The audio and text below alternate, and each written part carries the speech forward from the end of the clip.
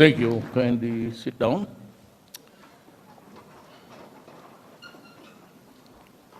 I'd like to begin by just giving you a message from us. Taos puso akong nakikiramay sa mga nasawi sa kamay ng kalaban. Let me assure the bereaved that the valiant sacrifices of your loved ones will not be in vain. Your government will ensure that your needs will be taken care of. That is my commitment to you.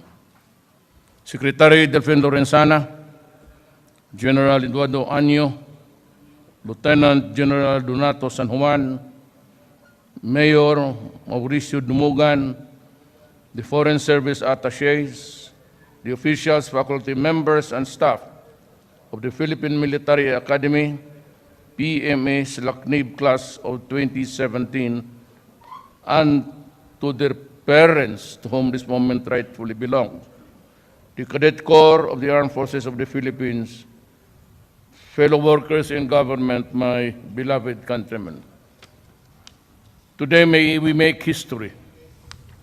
This is the first time that the female cadets occupied 8 of the top 10 top spots in their graduating class.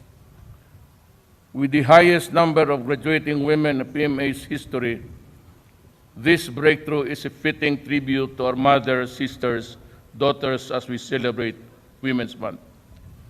To the Salaknib class of 2017, may you always stay true to your class name and defend the motherland with all your honor and might. I have no doubt that you will do this because you are the cream of the crop. You belong to the batch who have successfully hurdled the rigors of the PMA from all over 22,000 applicants. I know that many of our graduating cadets have had mixed emotions for the past few days. It must be difficult to contain the excitement and jubilation, as well as the expectations and apprehensions that graduation brings. But we need to acknowledge your overwhelming feeling, for they remind you of the life that you have to leave behind, and at the same time, they transport you to a new world of service to the nation. The training and education that you have gone through in this academy are just part and parcel of the kind of soldier that all of you will become. You have been trained and molded like all other cavaliers, but your true self will make the officer, soldier, and leader in you. You no longer carry the identities that you once possessed before you entered the academy. Instead, you have been molded to become leaders, officers, and men and women of character. May the values of learning imparted to you during your years in the academy be engraved in your hearts, and may this guide you wherever life leads you. Off there is the challenge will not just require your intellectual or physical capabilities, but your sound moral judgment as well. I apologize, ma'am. It was not done. Commander, could you give the tikas pahinga? Pakibigay ng tikas pahinga.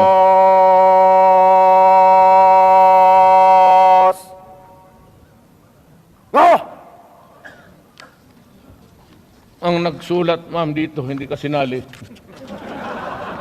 Bugbugin na lang natin.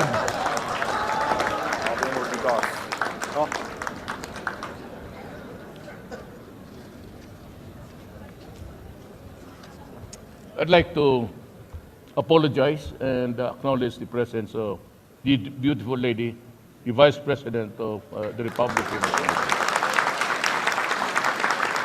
Sorry, Mama. Nawala na ako tuloy, Ma'am.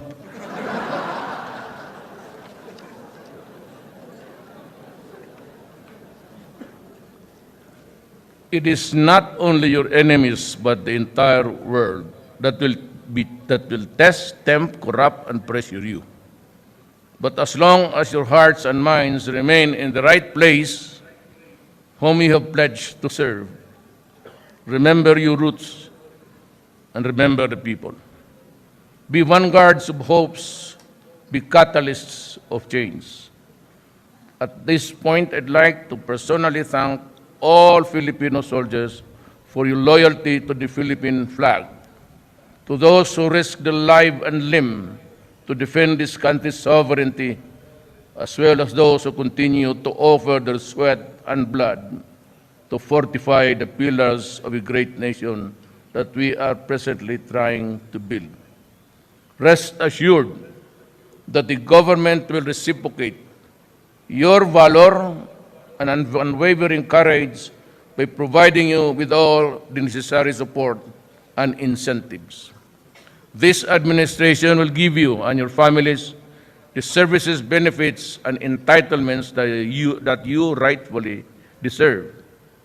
You will be provided with the proper equipment and weapons, particularly body armors, helmets, and rifles, as well as short firearms so that you can defend yourselves even when you are off duty.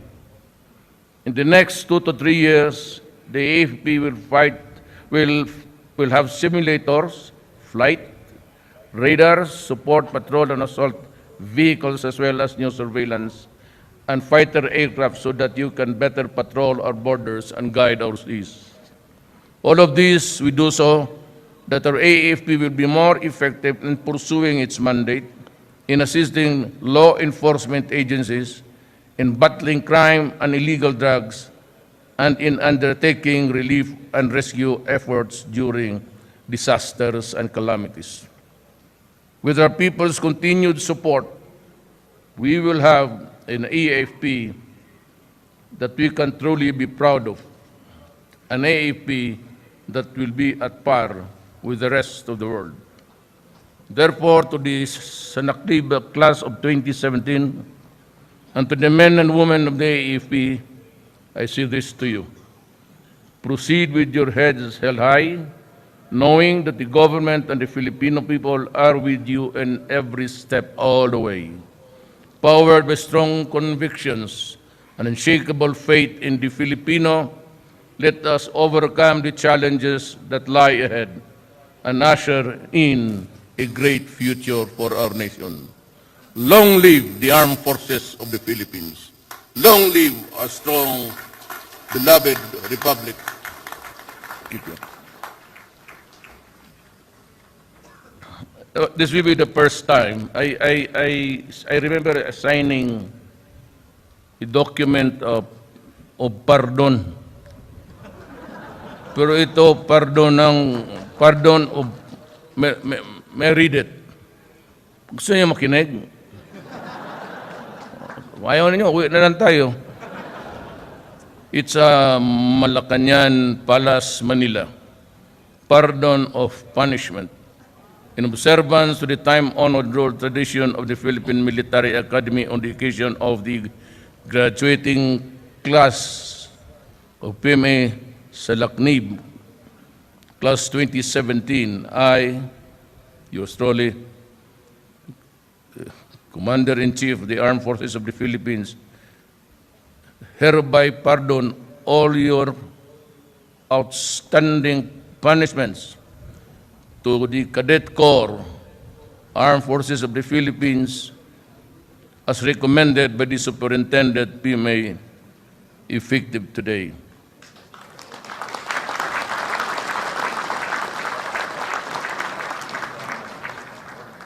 Pirmahan ko na.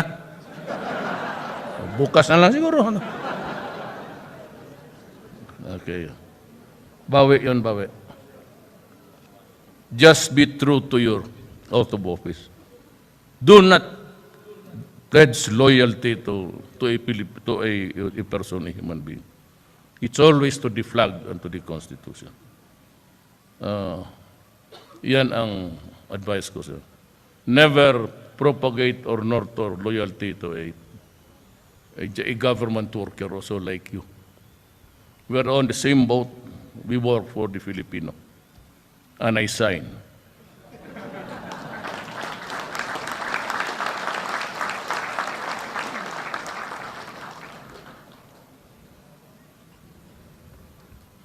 Sigurado yan, ha? Okay na? Yung may mga atraso. Maligaya kayo, no? Maligaya kayo, hindi? O, lagi. Daghang magsala.